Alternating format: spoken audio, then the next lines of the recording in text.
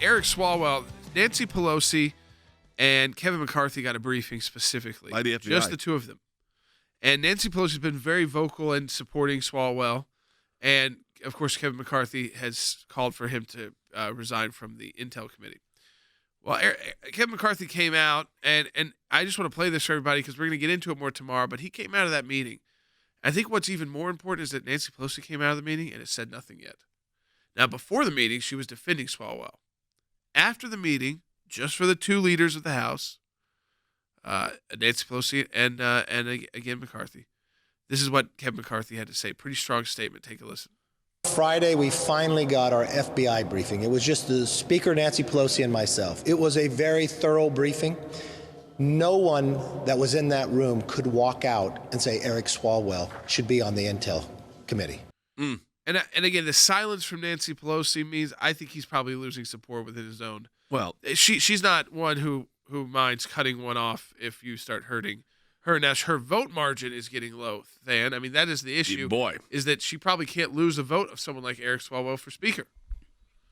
Well, two things here, Jordan. First of all, you notice that Leader McCarthy just asked for the other members of the committee to be briefed. If you think back a week ago, what was it that Speaker Pelosi said? She said that those members of the committee already knew. Jordan, that was an outright lie, because if it weren't a lie, she wouldn't be concerned if they got the briefing now that McCarthy and Pelosi got. But yeah, on the margins, Jordan. Certainly not didn't get it to the extent they're about to get it. No. Right.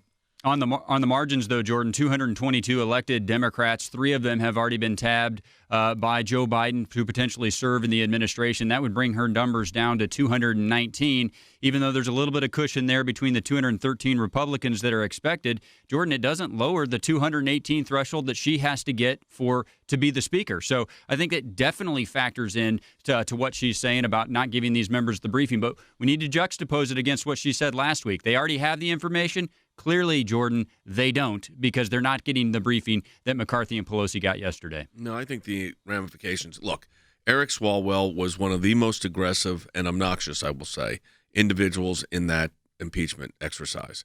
He called the president of the United States an agent of the Russian government on multiple occasions. Wrote a book about it. Yep.